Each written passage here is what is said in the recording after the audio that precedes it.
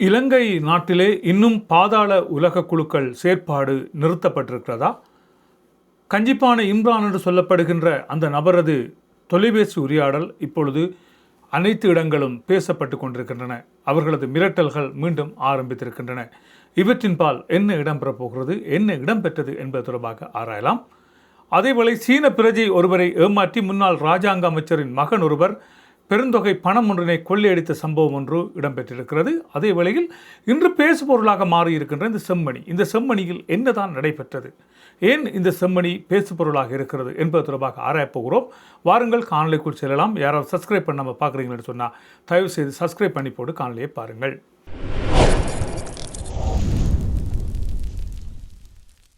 சரி, இன்று இந்த செம்மணி பேசுபொருளாக மாறியிருக்கிறது. 1996ஆம் ஆண்டு ஊரடங்கு சட்டங்கள் அமுலில் இருந்த காலகட்டத்தில் அந்த பகுதியில் மேற்கொள்ளப்பட்டதாக சொல்லப்படுகின்ற பல்வேறுபட்ட கொலைகளின் சாட்சியாக இன்று இந்த செம்மணி விரிந்து நிற்கிறது. 467 எலும்புக்கூடு தொகுதிகள் அந்த இடத்திலிருந்து மீட்கப்பட்டிருக்கின்றன. மீட்கப்பட்ட இந்த எலும்புக்கூடுகள் யாருடையவை? அந்த காலப்பகுதியிலே அந்த பகுதிகளில் இருந்து கைது செய்யப்பட்டு விசாரணைக்கென கொண்டு வரப்பட்ட நபர்கள் அடித்தும் வெட்டியும் குத்தியும் கொலை செய்யப்பட்டு இந்த இடத்திலே புதைக்கப்பட்டிருக்கிறார்கள் என்று சோமவன்ச ராஜபக்ச 1998ஆம் ஆண்டு தனது சாட்சியிலே பகிர்ந்திருக்கிறார். கேப்டன் லலித், கேப்டன் ஜெயவர்தன என்று சொல்லப்படுகின்ற நபர்களால் மேற்கொள்ளப்பட்டதாக சொல்லப்படுகின்ற இந்த கொலைகள் அந்த பகுதியில் மிக மிக சூட்சுமமான முறையிலே நடைபெற்றிருக்கின்றன. அந்த இடத்தில் இருந்த சித்திரவதை முகாம் என்று சொல்லப்படுகின்ற ஒரு சித்திரவதை முகாம் மிக மிக கொடுமையான ஒரு சித்திரவதை முகாமாக இருக்கிறது. அரியாலையில் இருக்கின்ற அந்த கலையரங்கத்தோடு அமைந்திருக்கின்ற அந்த இராணுவ முகாமுக்கு கைது செய்யப்பட்டு கொண்டு வரப்படுகின்ற நபர்கள் இந்த சித்திரவதை முகாமுக்கு அனுப்பப்படுவார்கள். அங்கே வைத்து தலைகீழாக கட்டப்பட்டு அவர்கள் தாக்குதலுக்கு உள்ளாவார்கள்.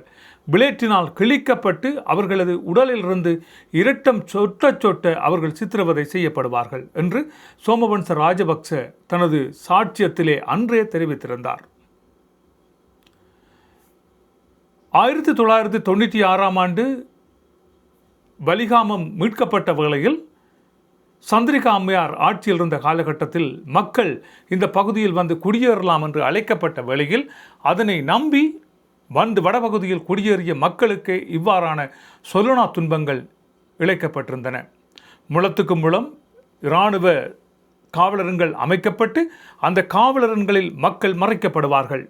சோதனை என்னும் பெயரிலே அவர்கள் ஒரு குறிப்பிட்ட இடத்துக்குள் அனுப்பப்படுவார்கள். அந்த இடத்தை தாண்டி அடுத்த பகுதியால் அவர் வெளியேறி வந்தால் ஒழிய அதற்குள் அவர் கைது செய்யப்பட்டால் யாருக்குமே தெரியாது. பஸ்ஸில் வருபவர்கள் இறக்கப்பட்டு பஸ் இன்னொரு இடத்தில் நிறுத்தப்படும். உடற்பரிசோதனை முடித்து அடையாள பரிசோதனைகள் முடித்து அவர்கள் அனுப்பப்படுவார்கள். வடபகுதி மக்களுக்கான ஒரு ஆமி அடையாள அட்டை என்று சொல்லப்படுகின்ற ஒரு அடையாள அட்டை மக்களுக்கு வழங்கப்பட்டிருந்தது. அது தனியே வடபகுதிக்குரிய ஒரு அடையாள அட்டையாக அந்த காலகட்டத்தில் இருந்தது.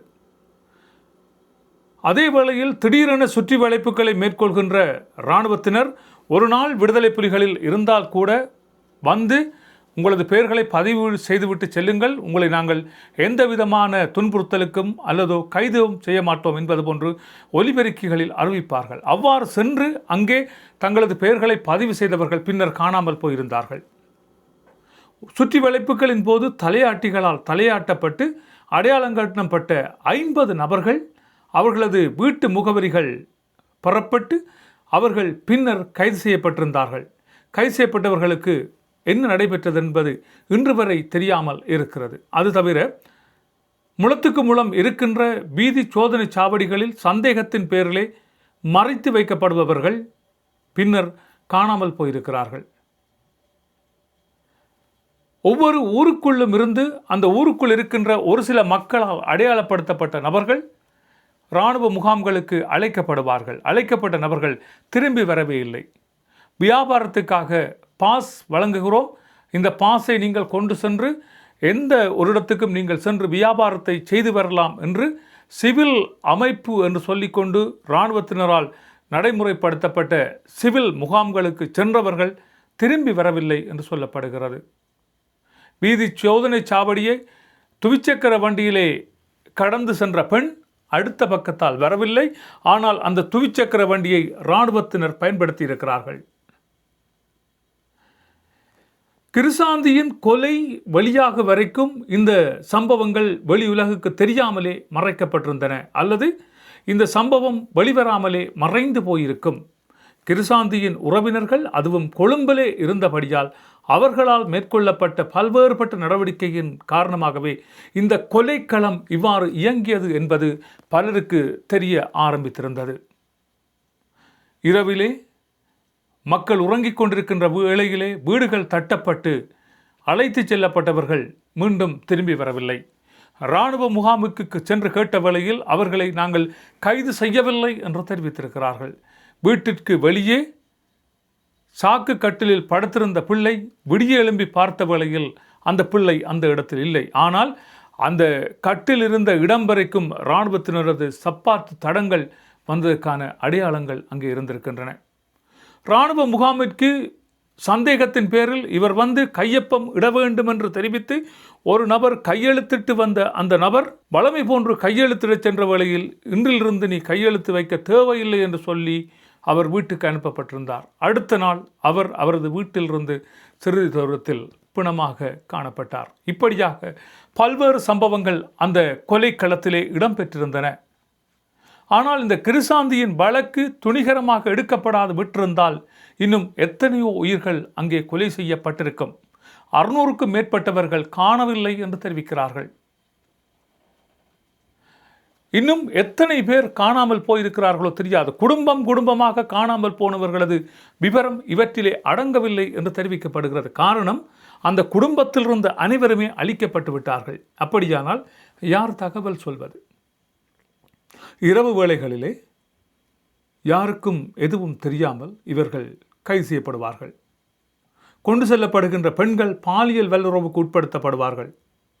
அதன் பின்னர் புதைக்கப்படுவார்கள். இவ்வாறான சம்பவங்கள் தான் இந்த செம்மணி பகுதியில் இடம்பெற்றன. இவ்வாறு இருக்கின்ற சமயத்தில் இப்பொழுது செம்மணி நோக்கி படையெடுத்திருக்கின்ற இந்த வெளிநாட்டு பிரஜைகள் தொடர்பாக இவர்கள் ஏதாவது நடவடிக்கை எடுப்பார்களா என்று பார்த்தால், இத்தனை காலமும் கடந்து கிட்டத்தட்ட 30 வருடங்களை கடந்திருக்கிறது. 30 வருடங்களிலே பல்வேறுபட்ட அமைப்புகள் வந்து இந்த இடத்தில் பார்வையிட்டு சென்றிருக்கிறது. இவற்றுக்கு ஒரு நீதி வழங்குவோம் என்று தெரிவித்திருக்கிறது.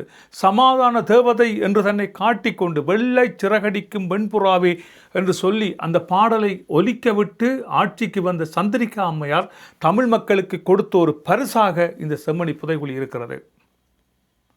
இந்த வெள்ளி சிறகடிக்கும் வெண்புறாவே பாடல் போடப்பட்டுத்தான் அந்த இடத்திலே அந்த கூட்டங்கள் நடைபெறும். இராணுவத்தினரால் சுற்றி வளைப்புகள் மேற்கொள்ளப்பட்டு அனைவரும் அழைத்து வரப்பட்டு ஒரு மைதானத்திலே அமர்த்தப்படுவார்கள். அந்த மைதானத்தில் இந்த பாடல் ஒலித்து கொண்டிருக்கும். அப்பொழுது கொச்சியாக தமிழ் பேசுகின்ற அல்லது முஸ்லீம் நபர்கள் ஒரு சிலர் அழைத்து வரப்பட்டு மக்களுக்கு அறிவுறுத்தல்கள் வழங்கப்படும். அப்படித்தான் மக்கள் விடுதலை புலிகளில் இருந்தார்கள் என்று சொல்லப்படுகின்ற ஒரு நாள் தன்னும் இவர்கள் அந்த பயிற்சியை பெற்றிருப்பவர்கள் என்று சொல்லி அடையாளப்படுத்திய நபர்கள் எங்கே என்று இன்று வரை தெரியாமல் போயிருக்கிறார்கள்.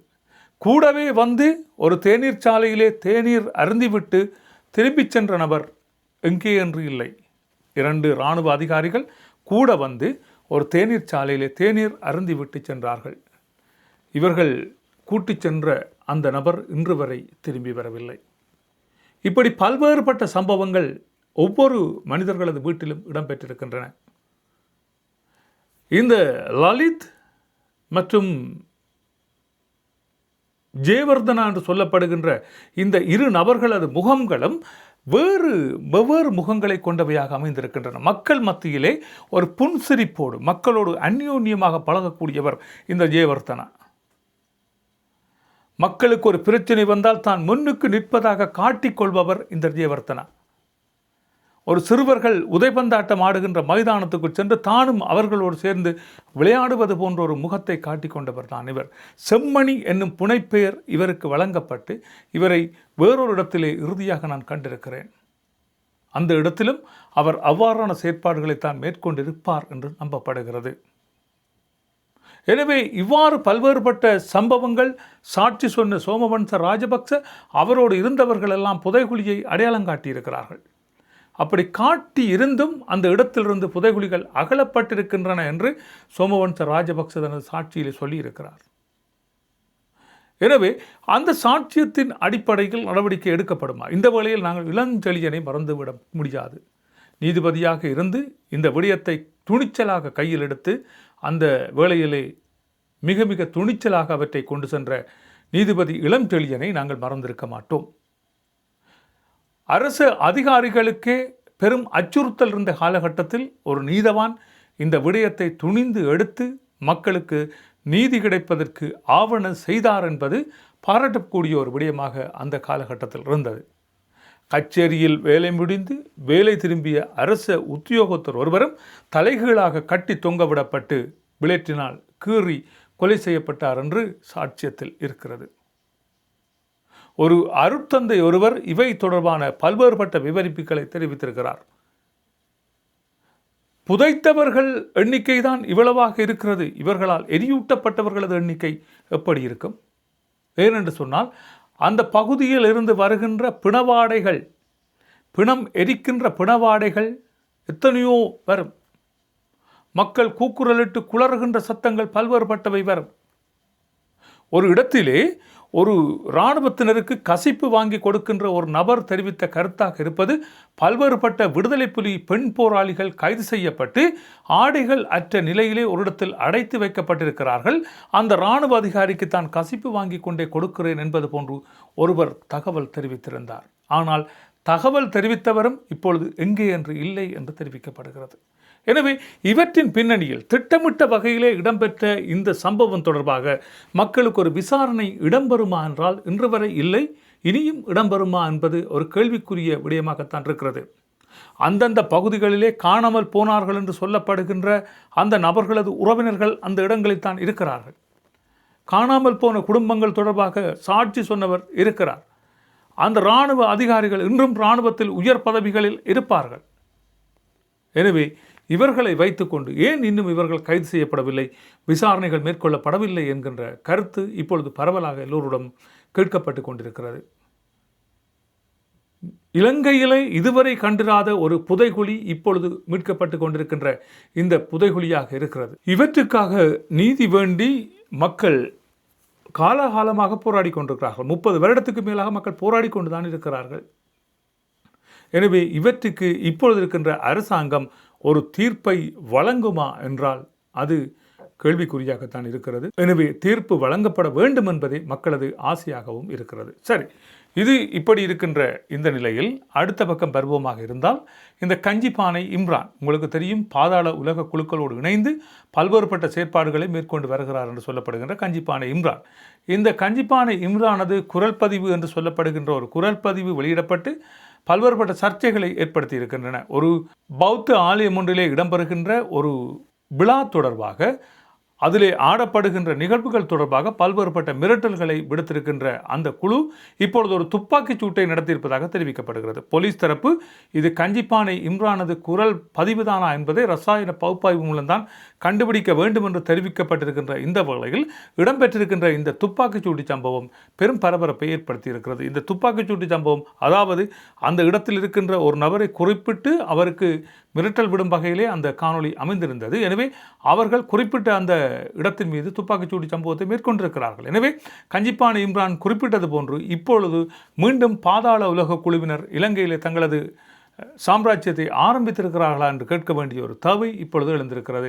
ஒரு ஆலயத்தில் இடம்பெறுகின்ற நிகழ்வு தொடர்பாக அந்த நிகழ்வை தாங்கள் நினைத்தபடி நடத்த வேண்டும் என்று சொல்கின்ற அளவுக்கு பாதாள உலக குழுவினர் இறங்கியிருக்கிறார்கள். அவர்கள் தீர்மானங்களை எடுக்கின்ற இடத்திலே இருப்பவர்கள் போல் தாங்கள் நினைத்ததை நடத்துவதற்கு அவர்கள் முயற்சிகளை மேற்கொண்டிருக்கிறார்களா என்பது செய்திதான் இப்பொழுது வந்திருக்கிறது. முன்னரும் பல்வேறுபட்ட துப்பாக்கிச்சூட்டு சம்பவங்கள் இடம்பெற்றன.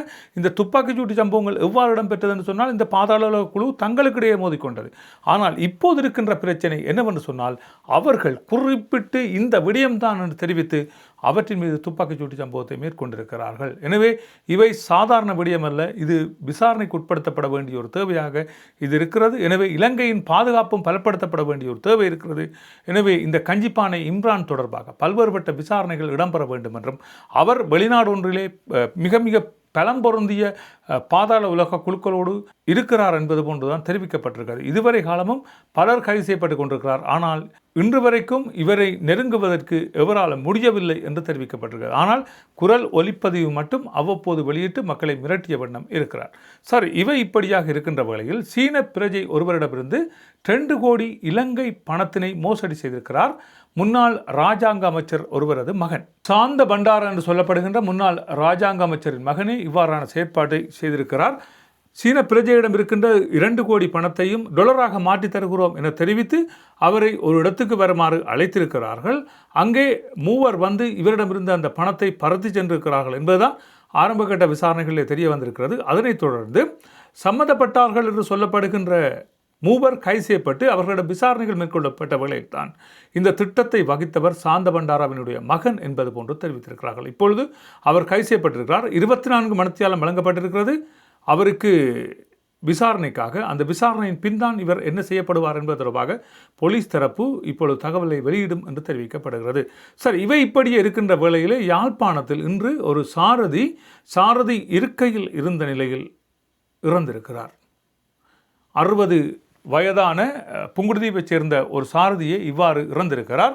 அவர் புங்குடுதீவிலிருந்து யாழ்ப்பாணம் நோக்கி பயணித்துக் கொண்டிருந்த பஸ் வண்டியிலே பயணத்தின் போது இறந்திருப்பதுதான் பெரும் பரபரப்பை ஏற்படுத்தியிருக்கிறது. அவர் பயணித்துக் கொண்டிருந்த வேளையில் 60 பயணிகள் அந்த பஸ் வண்டியிலே இருந்திருக்கிறார்கள். எனவே வாகனம் ஓடிக்கொண்டிருக்கின்ற நிலையிலே அவருக்கு மாரடைப்பு ஏற்பட்டு அவர் இறந்திருக்கிறார் என்று இப்பொழுது உடற்கூற்று பரிசோதனையில் தெரிய வந்திருக்கிறது. அந்த நடத்துனரின் சாதுரியத்தால் அந்த பஸ் எந்தவித விபத்துக்களுக்கும் உள்ளாக்காமல் நிறுத்தப்பட்டு அந்த சாரதி கீழே இறக்கப்பட்டு வைத்தியசாலைக்கு கொண்டு சென்ற வேளையில் அவர் ஏற்கனவே உயிரிழந்திருக்கிறார் என்கின்ற செய்தி அவருக்கு தெரியப்படுத்தி இருக்கிறது. எனவே இவை தொடர்பாக இப்பொழுது பெரும் பரபரப்பு யாழ்ப்பாணத்தில் ஏற்பட்டிருக்கிறது. நல்லது உறவுகளை, இவைதான் இன்றைய செய்தி குறிப்பாக இருக்கின்றன. மற்றும் ஒரு செய்தி குறிப்பில் சந்திக்கலாம். அதுவரை அன்பு வணக்கம் கூறி விடைபெறுகிறேன். நன்றி, வணக்கம்.